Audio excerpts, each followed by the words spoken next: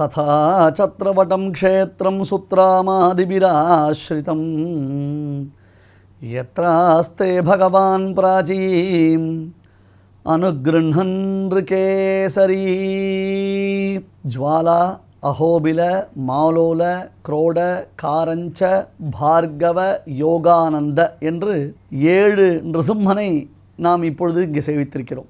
9 நரசிம்மன் உகந்து உறையும் திருப்பதிகள் என்று மகான்கள் இப்பெருமானை மங்களாசாசனம் செய்திருக்கிறார்கள். கலியன் சாக்ஷாத் நித்யசூரியின் அவதாரமாக புகழப்படக்கூடிய ஆழ்வார்களில் ஒருவரான அந்த கலியன் இந்த க்ஷேத்திரத்திற்கு வந்து இங்கே பெருமான் 9 நிருசிம்மரையும் மங்களாசாசனம் செய்திருக்கிறார். பகவத் ராமானுஜர் இந்த க்ஷேத்திரத்திற்கு வருகை தந்து ஸ்வயம் வியக்த க்ஷேத்திரமான இப்பெருமானை மங்களாசாசனம் செய்துள்ளார்.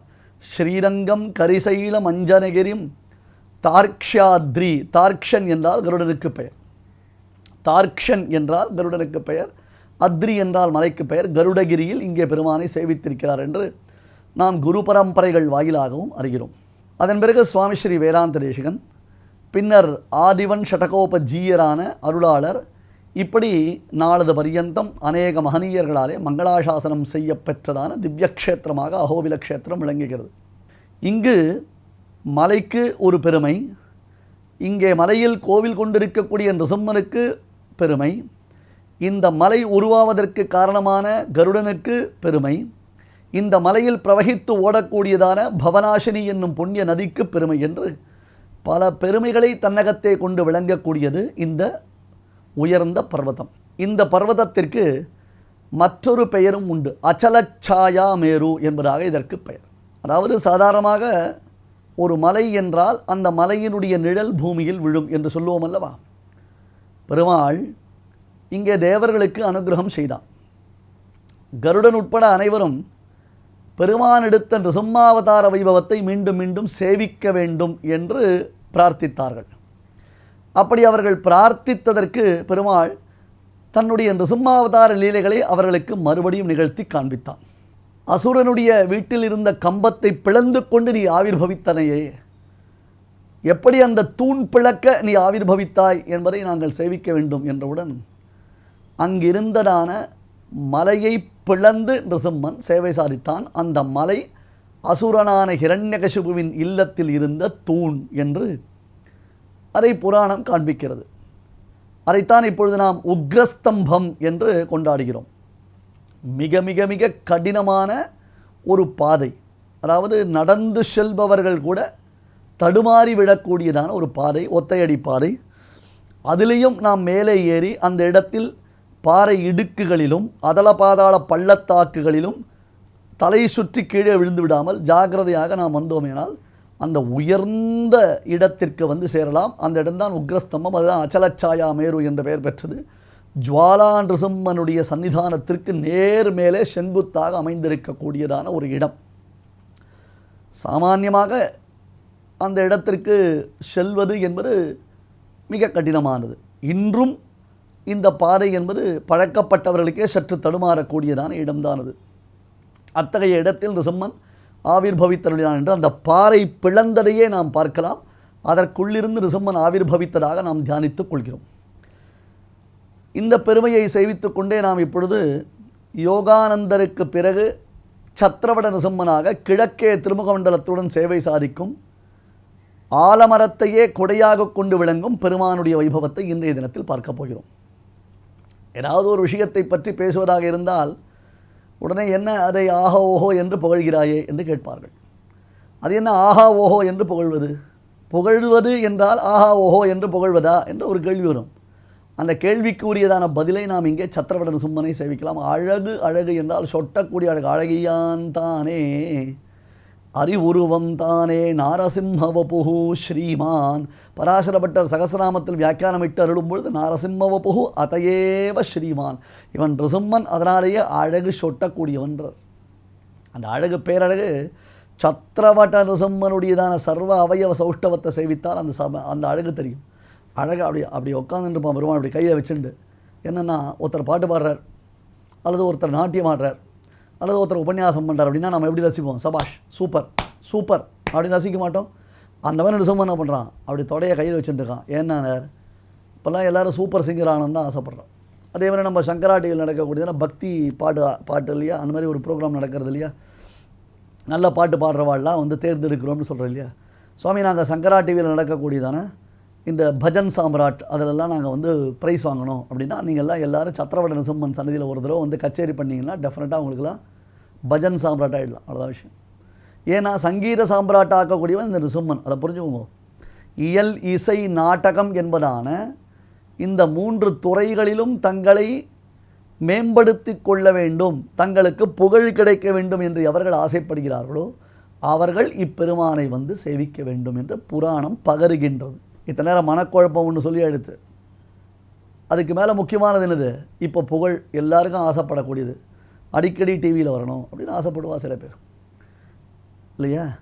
அந்த மாதிரி இயல் இசை நாடகம் என்பதான துறைகள் வந்ததுன்னா அந்த துறைகளில் தங்களுடைய பெருமையை அவர்கள் பறைசாற்ற வேண்டும் என்றால் ததா சத்ரவட்டம் க்ஷேத்திரம் சுத்ராமாதிபிராஸ்ரிதம் யத்ராஸ்தே பகவான் பிராச்சீமனுகிருண்ணன் ரிகேசரி சித்தகந்தர்வ யக்ஷாத்யாः சதசோத சகஸ்ரஷः காயந்தி விவிதைர்காணைः க்ஷேத்ரேஸ்மின் புருஷோத்தமோ ஹாஹா ஹூஹாக்கிய கந்தர்வோ மேரு பிருஷ்டாதுபாகதோ அகாயேதாம் துர்ஹரேः அக்ரதஸ்வர சயுதோ நிஷாத ரிஷபகாந்தார ஷட்ஜ மத்தியம தெய்வதாः பஞ்சமச்சேத்யமீ சப்தஸ்வராः கல்யாணஹேதவः தேஷாம் சர்வப்பிரபேதஜ்ஞோ காலமான விசாரதோ தௌ து திருஷ்ட்வா ஹரிப்ரீதः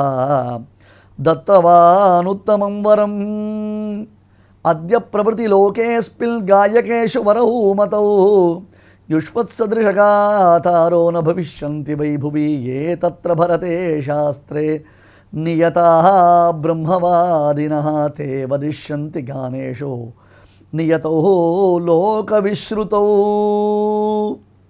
இதுதான் இந்த க்ஷேத்திரத்துடைய மகாத்மியம். இந்த உபன்யாசத்தினுடைய ஆரம்பத்தில் நாம் சொன்ன விஷயம், ஆஹா ஹூஹாக்கிய கந்தர்வோ. ஆஹா ஓஹோன்னு ஏன் சொல்கிறேன், ஆஹாஹான்னு எப்படி சொல்ல முடியும்னு கேட்டார். கந்தர்வர்கள் என்றாலேயே மிகச்சிறந்த பாட்டு பாடக்கூடியவர்கள் என்பதாக அர்த்தம். அதுதான் காந்தர்வ குரல், காந்தர்வ வேதம் என்பதாக இந்த சங்கீத சாஸ்திரத்தை பற்றி சொல்லுவோம். சில பேர் பாடினாங்கன்னா காந்தர்வ குரல், அதாவது மற்றவர்களை கவரக்கூடியது என்னும் அர்த்தத்தில் பொருளில் அதை உபயோகிப்பார்கள். கந்தர்வர்களுக்குள்ளேயே சில பிரச்சனைகள் வந்துடுது. கந்தர்வர்கள் A grade artist, B grade artist அப்படி சொல்கிறாங்க. அந்த மாதிரி சில ப்ரோக்ராம்லாம் நடத்துச்சு. எங்களை முன்வரிசையில் உட்கார வைக்க மாட்டேன்றா, பின் வரிசையில் உட்கார வைக்கிறா. அதுவும் என்ன பண்ணுறா அப்படின்னா பின்னாடி உட்கார வைக்கிறா. பாப்புலராக இருக்கிறவாள்லாம் அவளுக்கெல்லாம் ஸ்வரமே சரியாக வருதில்லை, ஆனால் அவள்லாம் பகட்டாக இருக்கா. நிறைய தடவை அவள்லாம் ஃபோக்கஸ் ஆகிருக்கா, பாப்புலாரிட்டி கிடச்சி கொடுத்து. ஆகையால் அவளை முன்வரிசையில் உட்கார வைக்கிறா, எங்களெல்லாம் பின்னாடி உட்கார வைக்கிறான்னு. இந்த 2 பேருக்கும் ரொம்ப கஷ்டம். யார், ஹாஹா ஹூஹூ, ஹாஹா ஹூஹூ அப்படின்னு 2 பேர் கந்தர்வர்கள். இவர்களுக்கு அது ரொம்ப மன வருத்தமாக இருந்தது. ஏன்னா இவ்வளோ அழகாக நாம் பாடுறோம், நம்மளை ரசிக்கவே மாட்டேன்றா பற்றியா. சில பேருக்கு டேலண்ட் நிறைய இருக்கும், நிறைய உபன்யாசங்களே நாம் பார்க்கலாம். வெறும் பாப்புலாரிட்டி மட்டும் இருந்தாலேயே ஜனங்களுக்கு அதில் ஒரு மயக்கம் இருக்கும், சப்ஜெக்ட் ஸ்டஃப் இருக்கான்றதை பார்க்கவே மாட்டான். சில பேர் நல்ல அற்புதமான விஷயங்கள், நல்ல நிரூடியான பாண்டித்யத்தை உடையவர்களாக நல்ல விஷயத்தை எடுத்து அதில் வரும் அபூர்வமான அர்த்தங்களை சொல்லக்கூடியவாளாக இருப்பாள். ஆனால் மக்களுடைய கவனத்திற்கு அது வரவே வராது. இந்த மாதிரி நிறைய எல்லா ஃபீல்டுலேயும் உண்டோ இல்லையோ, எல்லா இடத்துலையும் நம்ம பார்க்குறோம். நம்ம அந்த மாதிரி இந்த கந்தர்வர்களுக்கு அது ஒரு பெரிய மன வருத்தத்தை உண்டாக்கியது. என்ன சார் அது, வெறும் பப்ளிசிட்டியில் மட்டும் அவள் ஃபோக்கஸ் ஆகிருக்காளே தவிர்த்து நாங்கள்லாம் இவ்வளோ நன்னா பாடுறோமே, எங்களை யாரும் ஆதரிக்கவே இல்லையே, எங்களை கன்சிடர் கூட பண்ணலையே எங்களுக்கு அப்படின்னு நலிவடைந்த கலைஞர்களாக அவர்கள் தங்களை மிகவும் நினைத்து கொண்டார்கள். அதனால் அவளுக்கு மன வருத்தம் ஏற்பட்டது. எப்போவுமே நமக்கெல்லாம் ஓரளவுக்கு பாட தெரிஞ்சவா இல்லை ஸ்லோகம் சொல்ல தெரிஞ்சவா என்ன பண்ணுவான்னா, இந்த மாதிரி ஒரு மனசில் சங்கடங்கள் வருத்தங்கள் ஏற்பட்டதுன்னா எங்கேனா ஒரு கோவிலில் போய் உட்காந்து தனியாக உட்காந்து பகவான் நாமாக்களை சொல்லிட்டு தங்களை மறந்து பாடுவாள். அது அவளுக்கு ஒரு ஆறுதல். அது பகவானுடைய சன்னிதானத்தில் போய் உட்கார்ந்து தங்களை மறந்து பாடுறதுன்றது ஒரு ஆறுதல். இவளுக்கு மனக்குழப்பம் வந்ததுன்னா யோகானந்த சன்னதிக்கு போயிருக்கலாம். இவன் மனக்குழப்பம் தான் இல்லையே, இவளுக்கு வந்த குழப்பம் என்ன அப்படி கேட்டால் மன வருத்தம். என்ன வருத்தம், தங்களுக்கு ரெக்கக்னேஷன் கிடைக்கலையேன்றதான வருத்தம். இவ்வளோ நன்னா நாங்கள் பாடுறோம், ஆனால் யாரும் சரியாக ரெக்கக்னைஸ் பண்ண மாட்டேன்றாளே அப்படின்றதாக வருத்தம். அங்கேருந்து இந்த பெருமாள்கிட்ட வந்தால் ஆலமரத்துக்கு அடியில் ஜம்முன்னு உட்காந்துக்க பெருமாள் ஏகாந்தமாக எழுந்தருளிருப்பார். ஆனந்தமாக அவருடைய சன்னிதானத்தில் ஷட்ஜ ரிஷப நிஷாத காந்தார என்பதாக சப்தஸ்வரம்னு சொல்கிறார். சோபில் சப்தஸ்வரன்னு தியாகபிரம்மம். அந்த மாதிரி எல்லா விதமான ஸ்வரங்கள் வரிசைகள் எடுத்து அவள் பாட ஆரம்பிக்கிறார்.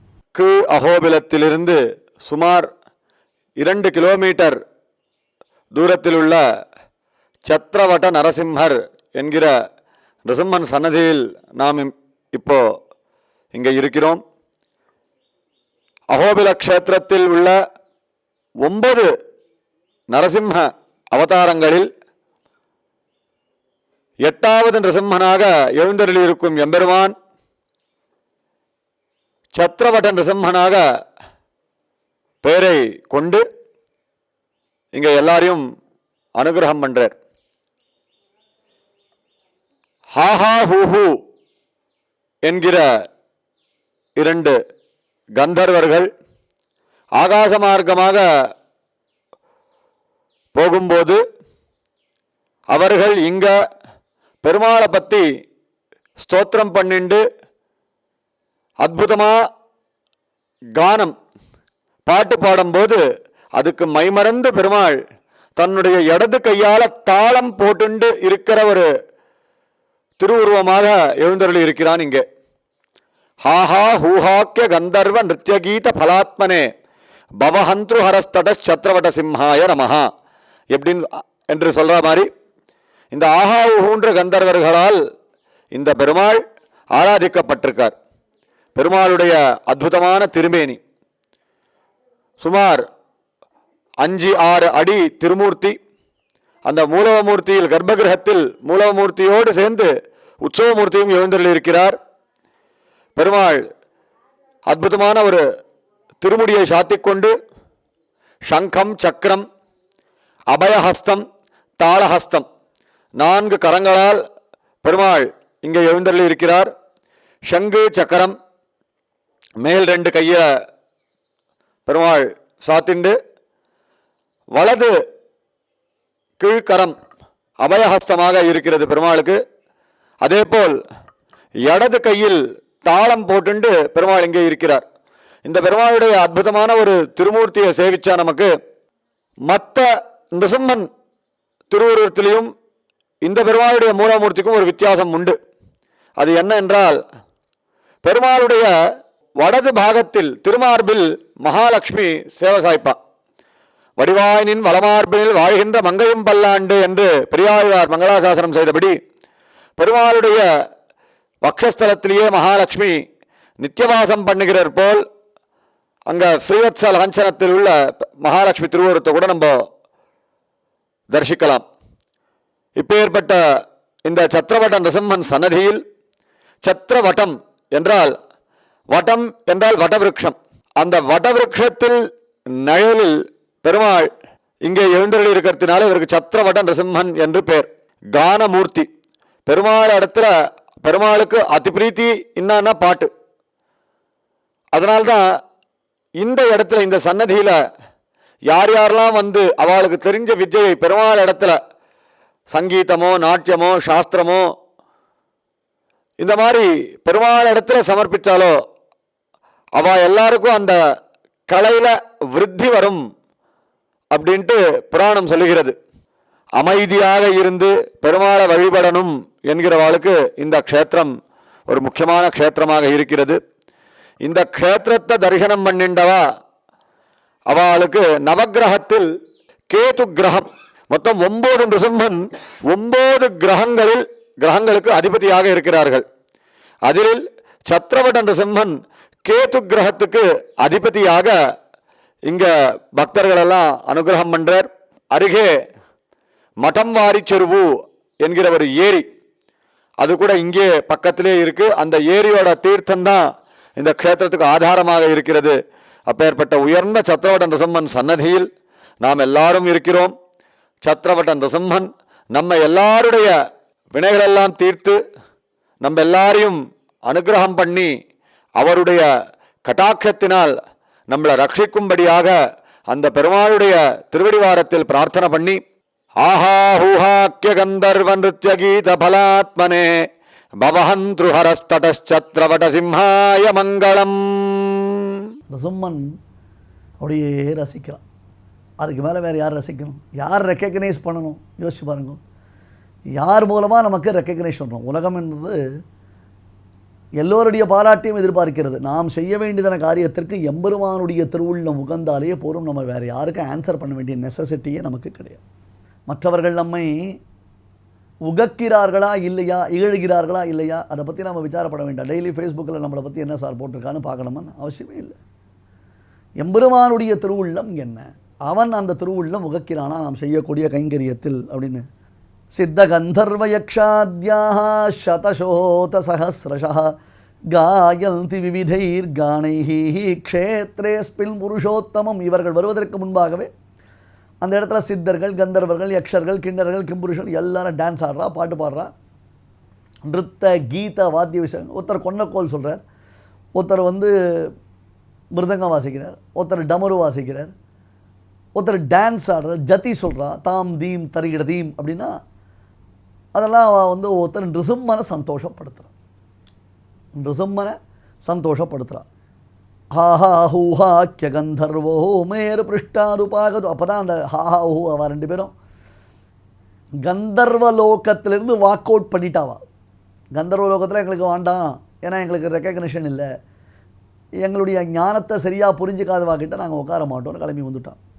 அகா ஏதாம் துடுஹரேகே அக்ரதஸ்வர சயுதம். வந்தா இந்த பெருமாளை சேவிச்சா. இந்த பெருமாளுடைய அழகு அவளை என்னமோ பண்ணித்து, என்னமோ இந்த பெருமாளை சேவிக்கச்சே ஒரு ஈர்ப்பு, ஒரு ஆக்கர்ஷம் அவளுக்கு ஏற்பட்டது. தங்களுடைய வருத்தத்தை மறந்து இந்த பெருமாளிடத்தில் பாட ஆரம்பித்தார். ஷட்ஜ நிஷாத ரிஷபகாந்தார ஷட்ஜமஸ்தானம் ஷட்ஜமஹா. வரிசையா ஒவ்வொரு ஸ்வரம் சொல்கிறோம் இல்லையோ, சாரி காமா பாதா நீசா அப்படின்றதாக சொல்லி சொல்கிறோம். நாபீஹிருத் கண்ட ரசனான்றதாக சொல்லி அப்படியே அந்த காற்று உதாரணன்றதான காற்று வருது. ஆனால் மத்தியமஸ்வரம்னு சொல்லுவார். அவிஸ்தரம் அசந்திக்தம் அவிலம்பிதமத்ருதம் உரஸ்தம் கண்டகம் வாக்கியம் வர்த்ததே மத்தியமேஸ்வரே. ஆஞ்சநேயர் மிகச்சிறந்த காயக்கர், ரொம்ப அழகாக பாட்டு பாடுவார் ஆஞ்சநேயர். முதல்ல ராமனை பார்த்த பொழுது கிருஷ்ணா காண்டத்தில் 3வது சர்க்கத்தில் ராமபிரான் அனுமானுடையதான பேச்சின் அழகை ரசிக்கிறார். அனுமான் பேசுகிறார்.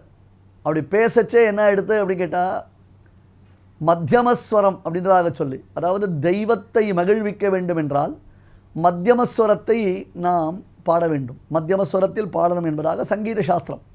அசூரர்களை திருப்திப்படுத்த வேண்டும் என்றால் ஓ என்று ஒலிபெருக்கி அலரோட வேண்டும். தேவர்களை திருப்திப்படுத்த வேண்டும் என்றால் மத்தியமஸ்வரம். அதனால தான் தியாகபிரம்மம், செஞ்சுருட்டி, புன்னாகவராளி முதலான ராகங்களை மத்தியமஸ்வரத்தில் பகவான் விஷயமாக பாடினார் என்று பெரியோர்கள், சங்கீத சாஸ்திரத்தின் மர்மத்தை அறிந்த பெரியோர்கள் சொல்லுகிறார்கள். இன்னொரு சுவாரஸ்யம் உண்டு. இங்கே பெருமாள் இடத்துல இவா என்ன ராகம் பாடினா அப்படின்னு ஒருத்தர் கேட்டோம். சுவாமி இவ்வளோ உபன்யாசம் பண்ணுறியே, இங்கே பெருமாள் இடத்துல இவா என்ன ராகம் பாடியிருப்பா, உம்மால் இமேஜின் பண்ண முடிஞ்சுதான்? இதுக்கெல்லாம் அடியன் ரொம்ப யோசிக்க வேண்டிய அவசியம் இல்லை. அடியனுக்கு பெரியவாள் நிறைய பேர் வழி காமிச்சிருக்கா. என்ன ராகம் பாடியிருப்பான, ஒரு ராகம் பாடியிருக்கா, என்ன பாடும், பிலஹரின்றதான ராகம் பாடினான்.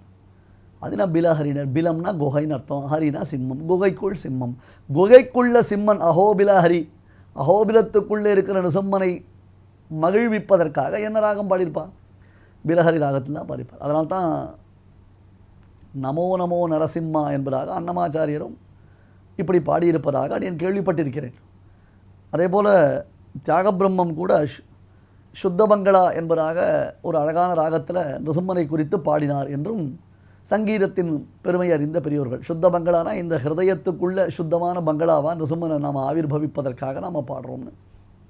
அதை நீங்கள் வெரிஃபை பண்ணிக்கோங்க. நான் கேள்விப்பட்டதை சொன்னனே தவிர்த்து இது பிரமாணம்னு சொல்ல வரல. அதனால் இவர்கள் அழகான தங்களுடையதான ஸ்வர ராக கௌசலத்தை காண்பித்தார்கள். நிஷாதர் ரிஷபகாந்தார ஷட்ஜ மத்தியம தெய்வதாக பஞ்சமச்சேத்யமீ சப்தஸ்வராக கல்யாண ஹேதவः தௌ து திருஷ்ட்வா ஹரிப்ரீதः தத்தவான் உத்தமம் வரம். நீங்கள் கவலைப்படாதீங்க, இனிமேல் நீங்கள் தான் சங்கீத சாம்ராட், நீங்கள் தான் பஜன் சாம்ராட். இனிமேல் உங்களை எல்லாரும் ரெக்கக்னைஸ் பண்ணுவாள். கவலையப்படவே வேண்டாம். அந்த அளவுக்கு உங்களுக்கு பெருமை இருக்குது. இனி உங்களை எந்த சபையில் வந்தாலும் உங்களை எல்லாம் ரசிப்பா. ஏன்னா நானே ஹாஹா ஹோஹோ ஹாஹா ஓஹோ சபாஷ் ஒன்ஸ் மோர் என்று நிருசிம்மரே கேட்டு கேட்டு அவர்களுடையதான அந்த சங்கீதத்தை ரசித்தான் என்பதினாலே இந்த பெருமாள் சத்திரவட நிருசிம்மனாக ஆஹா ஓஹோ என்னும் கந்தர்வர்களுக்கு அனுகிரகம் செய்தவனாக அப்படி அழகாக மடியில் அப்படி கை வச்சுருக்கிறதுக்கு தாற்பயம் என்ன, தாளம் போடுறதுக்கு ரெடியாக பெருமாள் அதை ரசிச்சுன்னு இருந்துட்டுருக்கான். சிரிச்ச பெருமாள், சிரிச்சுட்டே இருப்பார், பார்த்துட்டே சேவிச்சுட்டே இருக்கலாம் போல் இருக்கக்கூடிய பெருமாள் கீழஹோபிலத்திலேயே யோகானந்த நிருசிம்மன் சன்னதிக்கு போகிற வழியிலேயே பெருமாள் கிழக்கு முகமாக எழுதியிருக்கார். ஆச்சரியமான நிருசிம்மன் நமக்கு சர்வ அபீஷ்டங்களையும் அருளட்டும். சீக்கிரமே எல்லாரும் பஜன் சாம்ராட்டில் எல்லாரும் ஜெயிச்சு மிகச்சிறந்த நிருசிம்மனுடைய அனுகிரகத்தை பெற வேண்டும் என்று பிரார்த்தித்துக் கொள்கிறோம்.